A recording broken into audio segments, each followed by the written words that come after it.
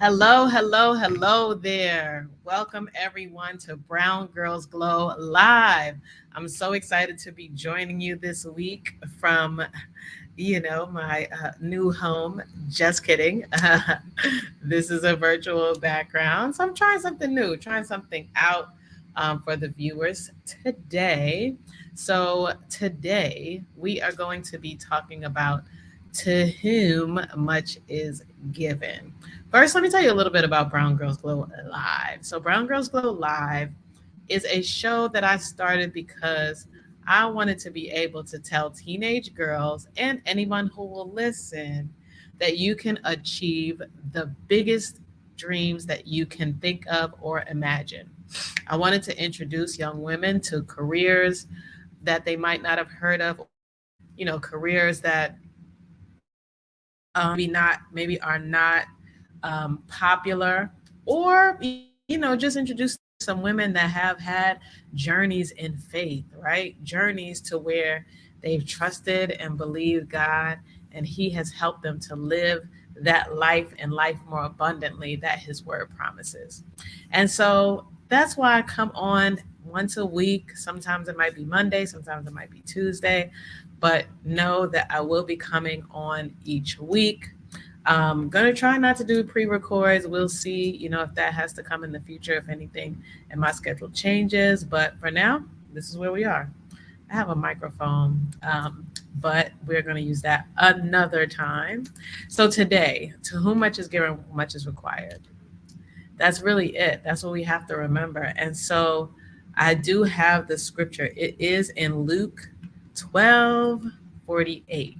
So if you have a Bibles, turn to it. Luke chapter 12, verse 48. And in the ESV, I like the English Standard Version, it says, "But the one who did not know and did what deserved a beating will receive a light beating."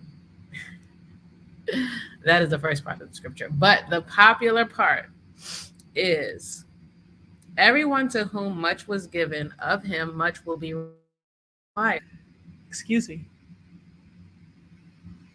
"And from him to whom they entrusted much, they will demand the more." So I wanted to talk about to whom much is given today because, like I said, we want to accomplish our biggest dreams. I want to help people to, say, you know what, I want, this for my family. I want my whole family to be saved, right? I want, my cousin to get out of, the situation that they might be in. I want, just world peace. I don't know what your big dream is, but whatever that big dream is, it's going to require a lot. It's going to require much. So we have to know this, right? And the reason I wanted to talk about that today is that sometimes we might feel a lot of pressure. We might feel pressure from the work that is required. We might feel pressure from our calling, right? Many are called, but few are chosen.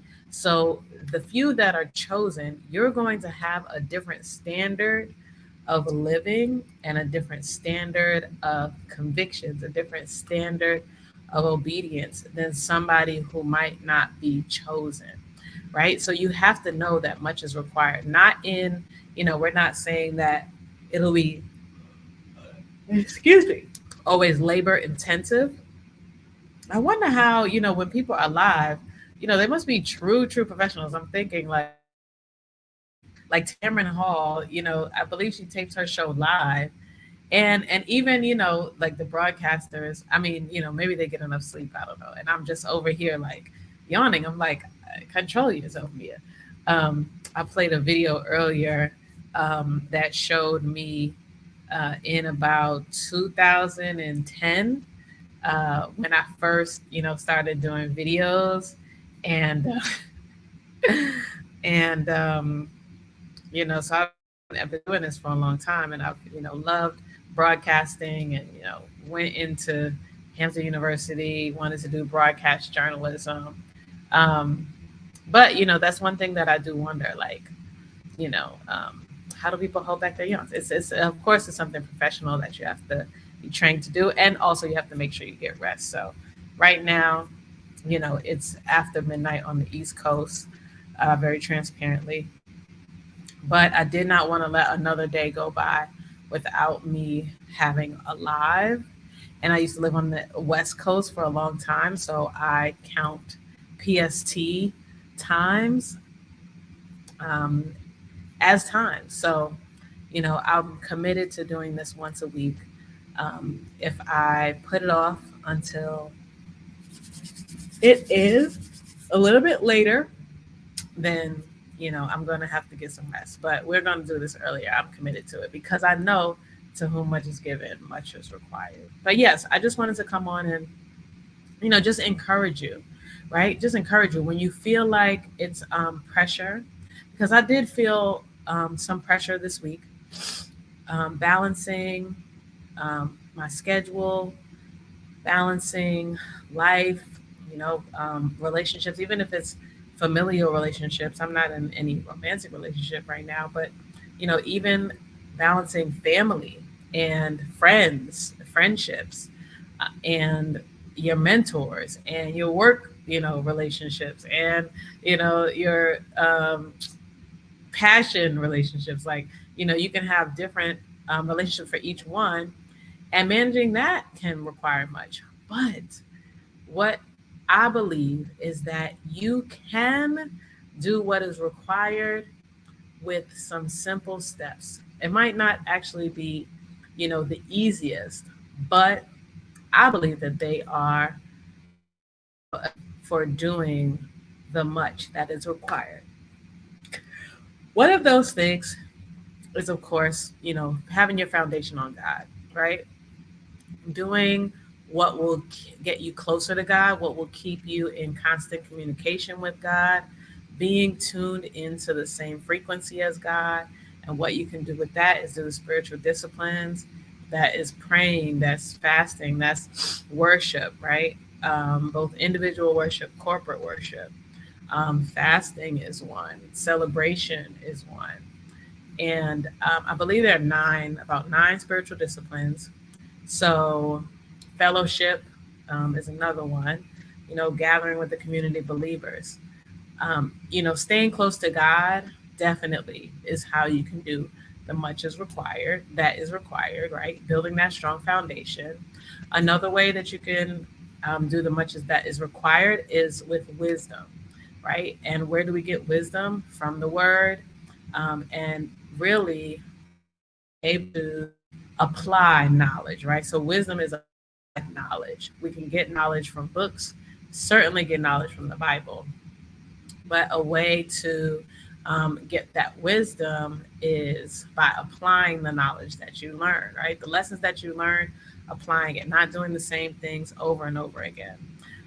Insanity is doing the same things and expecting different results. So we don't want to keep doing the same things and expecting something different to happen. We have to change, right? And then one suggestion I also have that I got from my pastor, Dr. Albanar Sr., my former pastor, CCC. I mean, I still consider myself, a lifetime member, but not in New York anymore.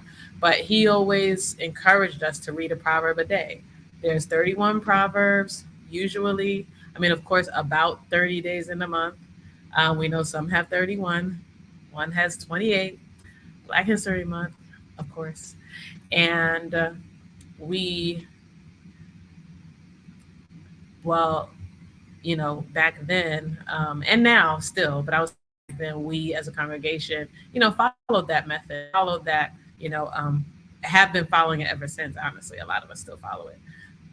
One proverb a day. So today was on the East Coast, on the West Coast, it's still May 2nd. So you will read Proverbs 2. So that's a way to get wisdom. And, just if you don't have anything else to read, you can read the proverb for the day that you are reading it on. So if you wake up on the 15th and like, I want some wisdom, look at Proverbs 15. I guarantee you'll get some wisdom out of it.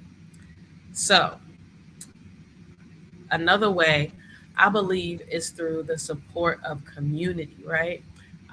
We can go far if we don't go alone. So I believe that you can do the much that is required if you don't try to do it by yourself, right? Have some accountability. Make sure your friends, close friends that you can tell your dreams to, not ones that are going to just tear you down, ones that can give you constructive feedback. I'm not saying, that it has to be positive. I'm not saying that it can't be negative, but I'm saying that it should be constructive to help you move forward. And so, have that community that can help you do that. Mentors can be a part of your community, a coaching program, a therapist can be a part of your community that can help you to do the much that is required, right? So just think about the other people, that you're not just, to whom much is given much is required, yes, but much is required of you. But God has surrounded you, God has blessed you with people that will be able to help you to make those lifts, right? So whether it's coworkers, whether it's friends, whether it's family, and you might say, "Oh, I don't have any of that," but you can find it, and now it's easier to find it than ever. Before, people can go to maybe to civic groups, right? Urban League, even if you're young, they have Urban League Young Professionals. You'll find it there. Churches, of course. I think that that's a given, but I don't want to not say that you can find your community in church. You can find small groups. You can find, ask them, reach out, like, hey, do you have any people that are into, building a new travel agency? Like, you never know. There has to be, or there can be somebody in, in the church that does that. Or, you can look up now. There's, the internet. I mean, they have a million meetup groups. I'm sure meetup group on starting a travel agency. There's a meetup group on film and entertainment, a meetup group on nonprofits, a meetup group on anything that you would like to learn more about, or that you would like to gain more information about from a community. So, use that as a resource. Group Me, they have Facebook has a million groups, right? So look to these groups. If you don't have, a circle already, you can look to these different spaces, right? And find people that are in your area of interest. And if you're in high school and college, I mean, and you don't have a club, start the club, right? Start the club that is, of your interest, and then, make an announcement, and then the people will come to you. So I just want to encourage you on the ways that you can really do the much that is required, because I'm telling you, God has a big calling for your life, right? God has a big, major calling for your life. And it's going to take some work, but you can do it. You can do it with God. You can do it by gaining wisdom and using that wisdom. And you can do it through your community, right? Do it with somebody else, okay? Because your purpose is bigger than you. Your purpose is going to require more than just you. So know that you are loved, you are beloved by me, by Christ, and know that, listen, we're rooting for you, all right? So until next time, please keep glowing, please keep elevating, and please share this video with a friend, share it with somebody who might need encouragement. Like, comment, and subscribe to my channel, and I look forward to next week. If you have any questions, please feel free to drop them in the comment section below, and let me know what topics you would like to hear next time. All right? So we'll see you soon. Peace out.